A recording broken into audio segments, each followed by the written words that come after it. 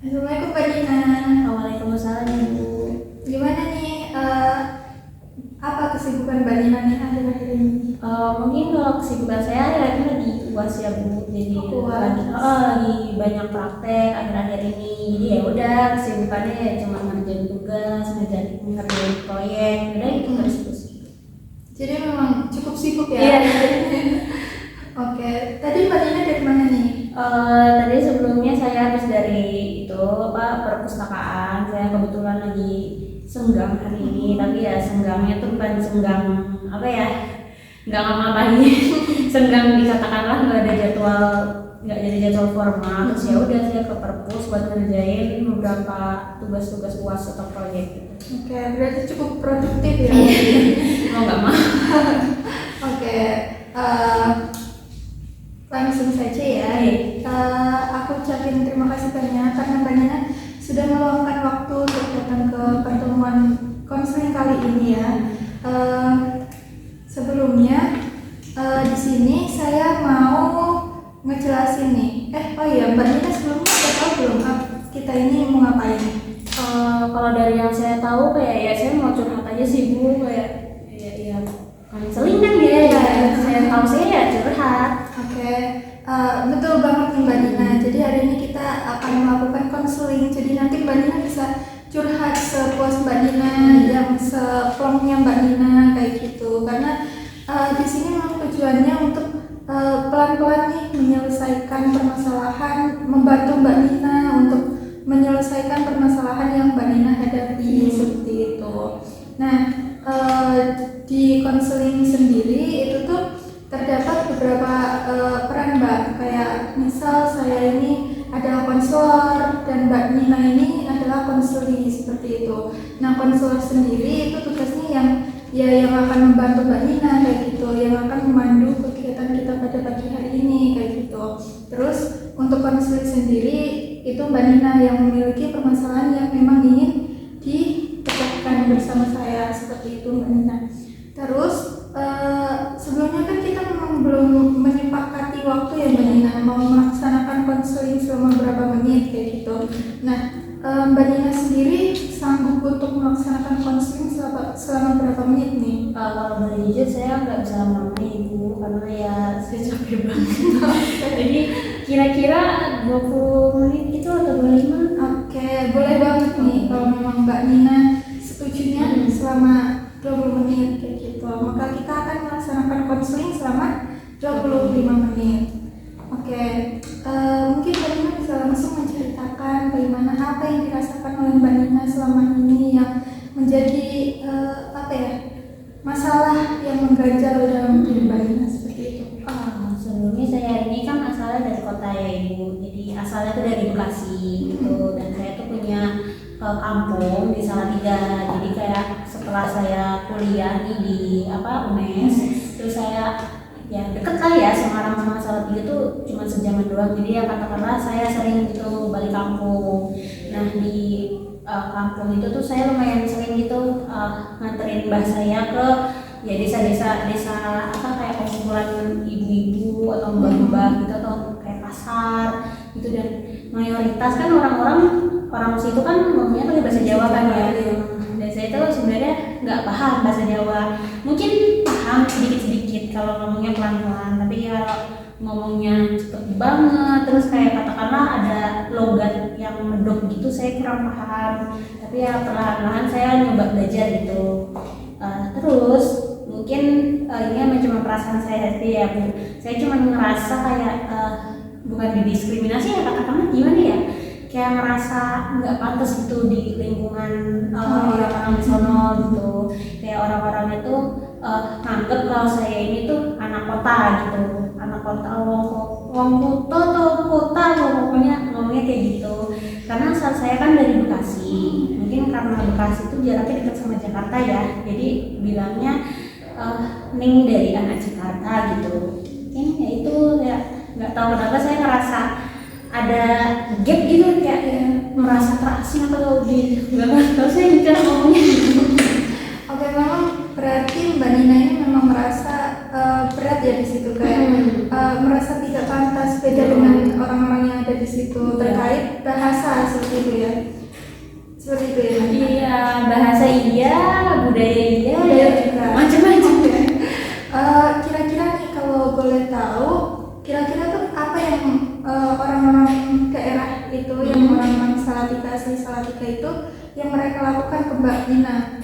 Ya mungkin karena saya nggak ngerti bahasa Jawa, jadi ya kurang diajak ngobrol gitu, atau mungkin kayak diajak apa sih namanya interaksi gitu kurang. Kalau kata mbak saya kan itu kalau ada orang itu nyapa, ya aku nggak tahu cara orang nyapa kan biasanya permisi kan, terus harusnya nggak kayak gitu, sering buat gimana. Ya udah kayak mungkin adaptasi saya ke lingkungan orang situ tuh rasa berat ya. Oke, memang cukup wajar ya Mbak Nina, apalagi kan Mbak Nina ini sudah besar, sudah lahir dan besar di Jakarta kayak gitu ya. Memang bahasa ibunya pun bahasa Indonesia gitu kan. Ya memang cukup berat sih, cukup susah pasti untuk beradaptasi di daerah yang cenderung baru menurut Mbak Nina kayak gitu. Nah, menurut Mbak Nina dari skala 0 sampai 10 seberapa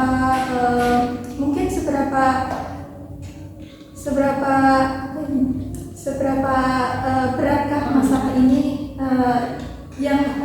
ini menurut Mbak Nina? Kalau saya ngerasa sebenarnya nggak terlalu berat amat, karena kalau saya ngerasa berat tuh kalau saya ada di sana, jadi mungkin saya tempatkan di angka 7. Jadi rasa nggak nyaman itu berada di angka 7 seperti itu. Oke. Kira-kira kenapa nih Mbak Nina memilih angka 7 dalam permasalahan ini? Itu tadi kan saya udah bilang kalau misalnya saya ngerasain hal itu di Salatiga doang, di kampung saya doang. Jadi kalau saya merasa nyaman, aman di UNES itu ya udah saya nyaman-nyaman aja. Tapi ya kalau balik lagi ke sana kayak intensitasnya semakin naik. Tapi kalau di sini ya udah semakin turun. Jadi kadang tuh naik turun. Jadi kayak kadang nggak pasti ada di angka berapa sih. Ya udah saya taruh di angka 7 saja. Oke, berarti memang di UNES sendiri Mbak Nina nggak pernah merasakan dalam tanda kutip seperti diskriminasi itu ya? Ya mungkin beberapa berinteraksi sama warlock itu yang masih pakai bahasa Jawa mungkin ngerasa kayak gitu. Tapi ya mungkin karena mereka paham ya mahasiswa itu nggak cuma dari Jawa doang, jadi terkadang mereka masih bisa berbahasa Indonesia. Oke, seperti itu.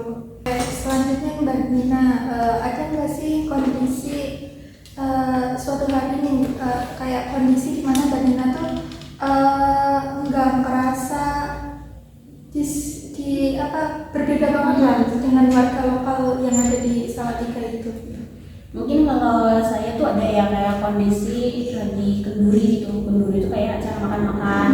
Jadi ya kita sono bareng-bareng, mungkin karena orang-orang tuh nggak fokus ke saya doang, kayak orang-orang tuh fokusnya ke ya orang-orang lainnya gitu. Jadi kayak saya nggak terlalu ngerasa didiskriminasikan gitu. Mungkin karena saya punya mbah saya ya, jadi kayak katakanlah beliau jadi teman saya gitu. Oke. Untuk orang-orang yang tergolong seperti mendiskriminasi Mbak Nina itu, apakah dari mereka anak-anak kecil, dewasa hingga orang tua, atau hanya orang-orang tua saja atau gimana? Orang-orang tua saja. Orang tua. Lalu Mbak Nina di sana punya enggak. Ya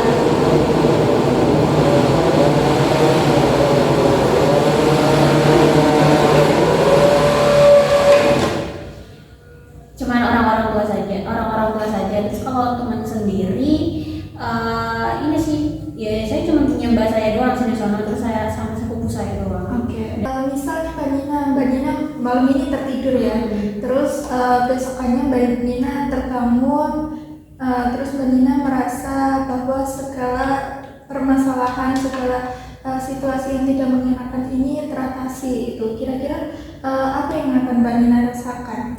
Tentunya ya saya lagi lebih nyaman aja ya untuk bersosialisasi dengan orang lain gitu ya. Saya nggak usah mikirin mungkin pandangan-pandangan mereka kepada saya itu seperti apa.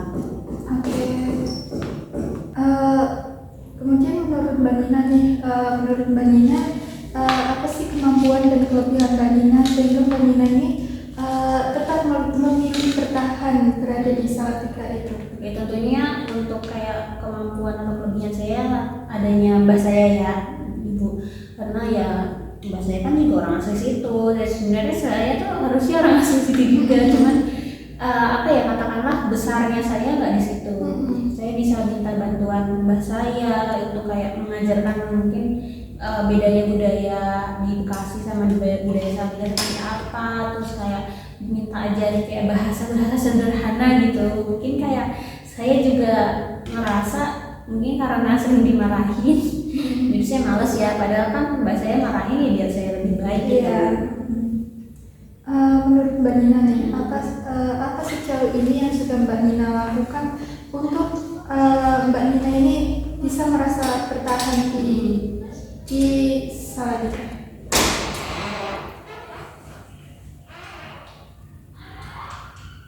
Gak tolong diulangin dong. Aku lupa menurut Mbak Nina nih, apa sih yang apa sih yang sudah Mbak Nina lakukan selama ini sejauh ini yang bisa membuat Mbak Nina ini merasa bisa bertahan gitu di Salatiga? Itu mbak saya sendiri. Oh Mbak.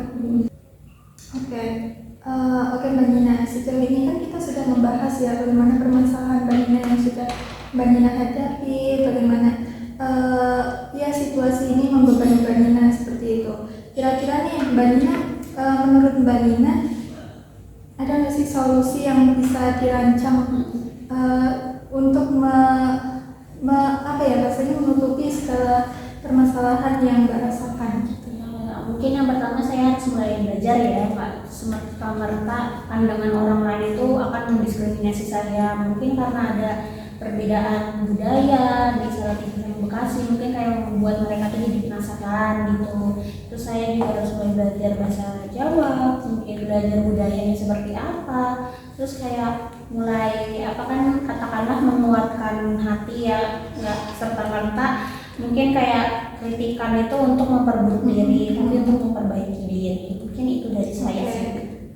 Kira-kira nih, apakah menurut Mbak Nina itu bisa direalisasikan untuk dilakukan nggak? Kira-kira? Oh itu realita. Iya. Oke. Ya udah lah. Enggak kok, komitmen aja. Komitmen. Seberapa besar komitmen akan melaksanakan solusi-solusi tersebut? Oke, menurut Mbak Nina nih seberapa besar komitmen Mbak Nina untuk melakukan solusi-solusi yang sudah Mbak Nina sebutkan tadi? Mungkin di angka 8 ya, kalau boleh saya taruh di angka ya Ibu. Mungkin kayak semakin besar komitmen saya, semakin saya ingin masalahnya cepat selesai. Oke. Karena apa kira-kira Mbak Nina menaruh di angka 8? Ya tentunya karena ingin cepat selesai, terus kayak saya pengen ngerasa nyaman gitu, tetap berada di Salatiga. Misalnya kayak saya tuh kan kalau pulang kan ya untuk istirahat gitu loh. Oke, jadi mungkin itu ya bisa Mbak Nina lakukan nanti solusi yang sudah ditemukan dalam pertemuan ini. Jadi memang Mbak Nina tadi sudah menyebutkan bahwa solusi yang mungkin bisa dicoba untuk dilakukan itu seperti untuk berbaur dengan warga sekitar seperti itu, terus kayak mempelajari hal-hal baru yang memang berada di Salatiga seperti itu ya.